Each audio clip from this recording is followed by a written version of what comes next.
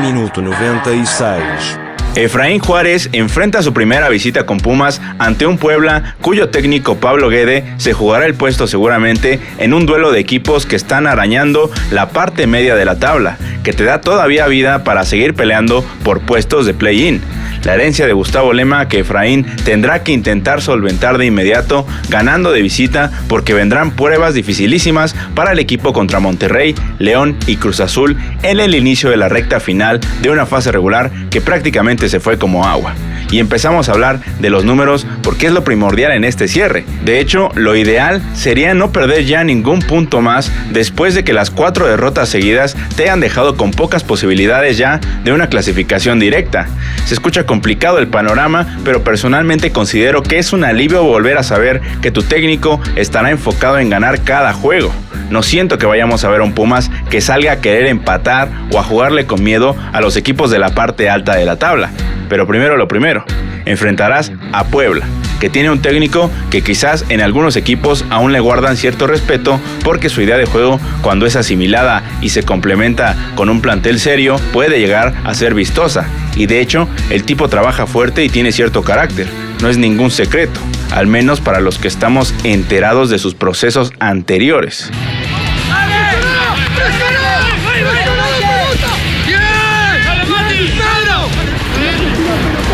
Quiere decir que estamos de puta madre. Si ellos tiran pelotazo, quiere decir que estamos bárbaros. Un Pablo Guede que vive como pocos el fútbol, realmente, como pocos. Y no es porque uno se quiera ensañar con la gente por su bandera, es cuestión de un tema oscuro que no se entiende por qué más de un dirigente en esta liga sigue tolerando. Pues el técnico argentino es representado por un tal Leonardo Cauterucci, quien entre otras cosas en 2016 quiso conseguirle un contrato a su cliente Guede en Arabia, cuando aún era director técnico de San Lorenzo. Y no importando que se diera a conocer el tema en medios nacionales, con la documentación incluida de la negociación, salió todavía a reclamar en tono agresivo a la prensa en entrevistas a la vez que negaba la situación. ¿Le podés contar a la gente de San Lorenzo por qué se fue Pablo del club? Los motivos los va a dar Pablo cuando hable, me parece que no corresponde a que los dé yo. Yo lo único que salgo a hablar para decir de que todas las estupideces que están diciendo de que Pablo tiene un contrato firmado, de que va a ir a Arabia, es todo mentira. Me gustaría ver qué dicen cuando se den cuenta de que están ensuciando a una persona que no se lo merece, ¿sí?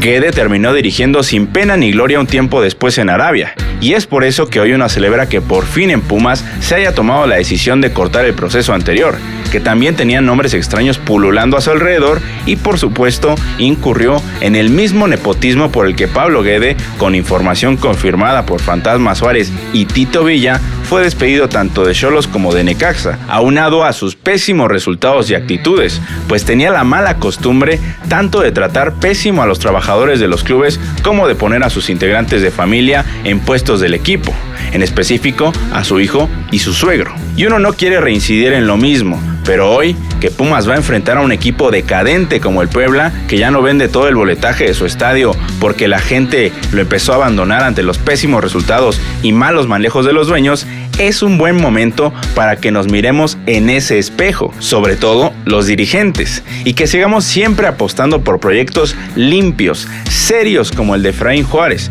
con quien además de darle la oportunidad a un técnico nacional en una liga donde escasean demasiado los talentos de casa, tienes a un tipo que ha demostrado principios desde sus primeros meses de carrera. Si no me creen, vayan a ver el video donde analizamos su llegada. Ahí está perfectamente ilustrado cómo Efraín Juárez es un hombre de principios.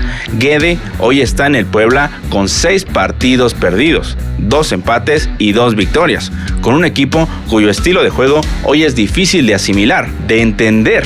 Haremos lo posible más adelante, pero el tipo, junto con Gustavo Lema, Anselmi, Gago y, si me apuras, hasta el turco Mohamed, que se fue de Pumas por estar con un amante que tenía y también tiene a su hijo trabajando en cualquier club al que va, etcétera, son el ejemplo del tipo de personajes que a este fútbol le hacen daño con sus aires de grandeza, su nepotismo o esa forma de proceder como si fueran parte de una mafia, de lo que ojalá pronto no queden rastros en los banquillos de esta liga. Así se precien de ganar títulos porque los malos manejos tarde que temprano te matan el negocio. que se sigan yendo todos. Ya se ven desesperados, ¿no? Los jugadores de Puebla. Sí, totalmente desesperados. El equipo no tiene el mejor plantel, obvio, pero creo que sí podría jugar mucho mejor. Puebla, este torneo ha sido un desastre, por eso la gente ha dejado de ir al estadio. Y sí, es un equipo tristísimo de Puebla. Pero bueno, si usted sigue acá después de que nos cayéramos un poco criticando errores pasados, que yo considero que es vital que desde este lado se siga haciendo para que no volvamos a reincidir en lo mismo, quiero agradecerle porque ya estamos a 55 suscriptores de llegar a los 10,000. Comente, comparta, deje su like para que rompamos la meta en este Pumas Puebla. Y ahora sí, continuamos a hablar exclusivamente de fútbol y miren que con un rival así cuesta trabajo sacar la pelotita.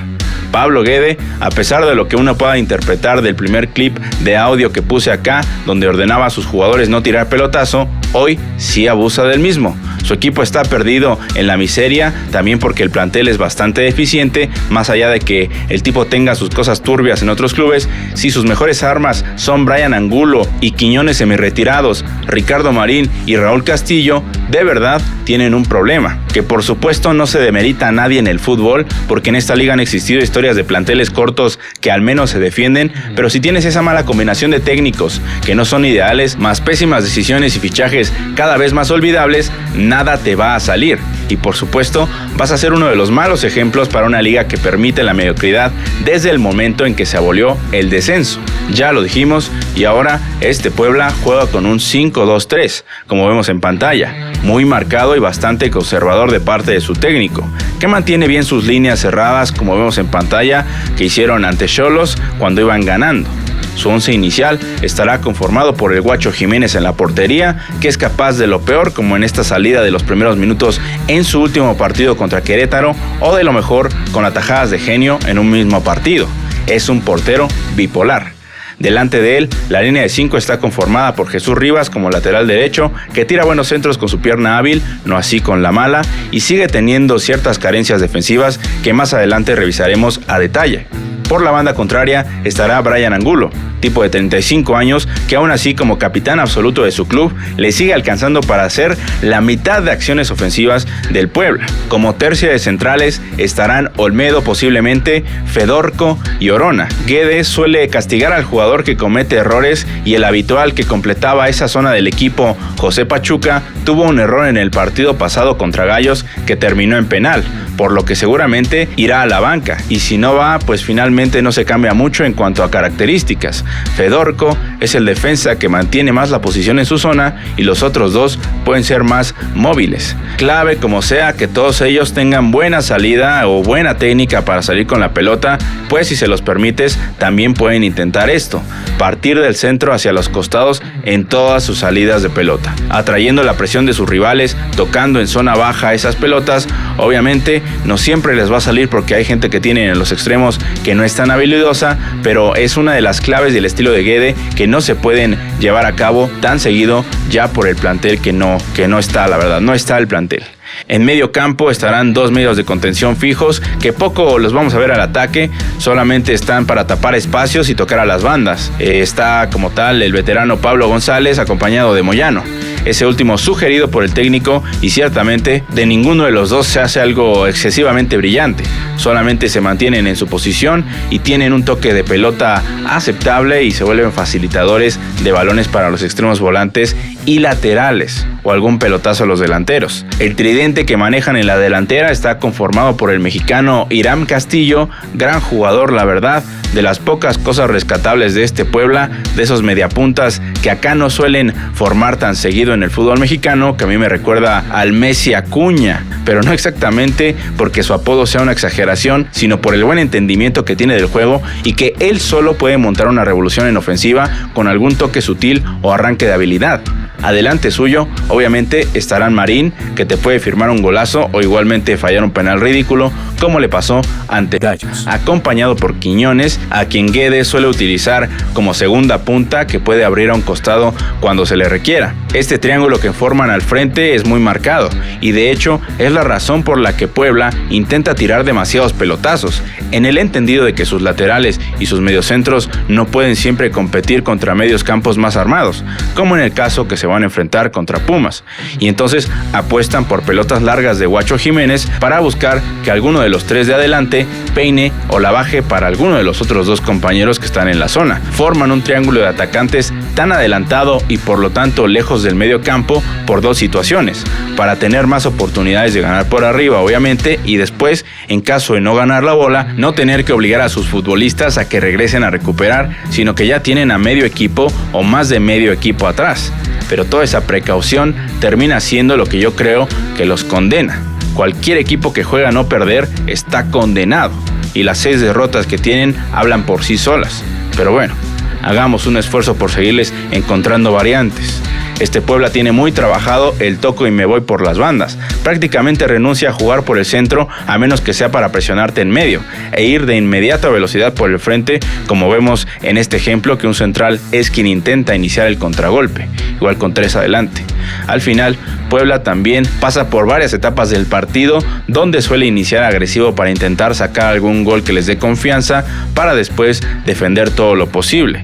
Y acá les traigo como ejemplo estas 3 jugadas. Primero, en una de sus 2 victorias del torneo contra Xolos, donde Angulo va a presionar y gana en los primeros minutos, de hecho formando este triángulo que ya le explicamos.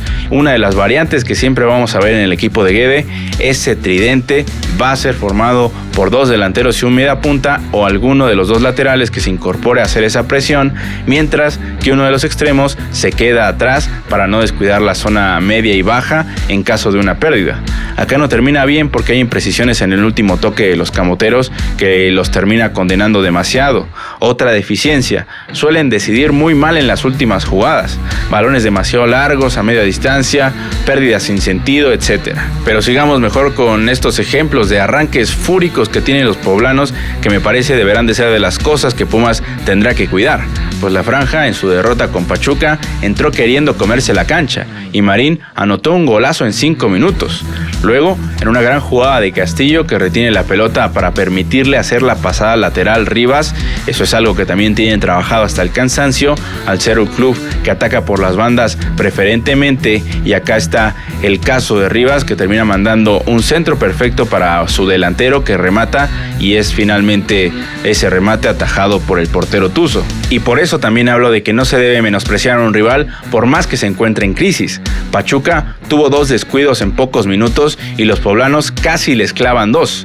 Pero ahora, como siempre, para cerrar, tenemos que responder en este caso qué pasa con el Puebla en temas de goles, tanto los que han recibido en contra como a favor. Pues fuera de toda teoría que podamos pintar acá, lo que finalmente importa es cuando estos sistemas se ponen en práctica en defensa y ataque, para ver justamente las deficiencias y las virtudes. Y vamos a revisar los últimos 4 partidos de la franja, comenzando por el que jugaron contra Atlas, y de aquel partido el primer gol fue el de Puebla, aprovechando el gran juego aéreo de uno de sus centrales, Orona, que si entra de titular no se le puede descuidar en pelota parada. Y esperemos que Efraín no intente marcar en zona como otros procesos, porque justamente ese tipo de marcas es lo que les da la oportunidad a este tipo de futbolistas para que hagan la suya. Luego, Atlas les empataría el partido por un tema que les duele demasiado a los camoteros, que son los penales, así directamente.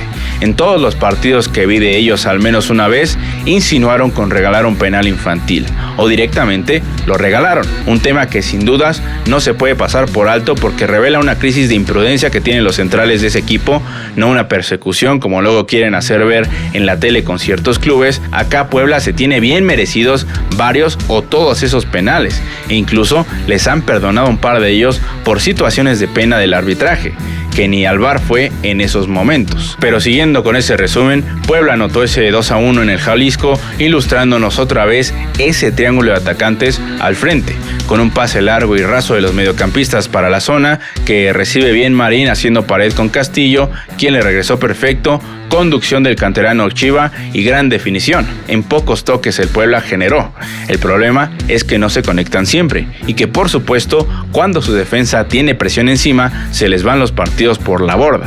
Contra Atlas les pusieron una pelota muy fácil ante una marca visual de Jesús Rivas que se cayó, pase al centro de Puebla, donde sus defensas nunca van ni a tapar, y 2-2, que si ya era otro de esos rescates épicos a lo Atlas sobre el final del partido, pues Puebla lo haría más grande, pues volvería a regalarse en el final del agregado. Después de un saque de banda, una pelota que pasa hacia el otro costado, donde otra vez Rivas no va con decisión a robarla y prácticamente es un espectador del gol de la victoria rojinegra. Contra Xolos, el aparato defensivo de Puebla pudo haber cometido un penal que el enfermo mental del Gato Ortiz no vio, y finalmente ganaron 2-0 por un penal inventado y una carrera de Angulo al minuto 82 con 35 años que ayudó a formar el triángulo en ataque que tanto les hemos recalcado para poner asistencia a Marín. Luego ante Pachuca, después del golazo y el gran arranque, se tiraron atrás y al segundo tiempo Rivas se volvió a caer al enfrentar a Idrissi, quien filtró una buena pelota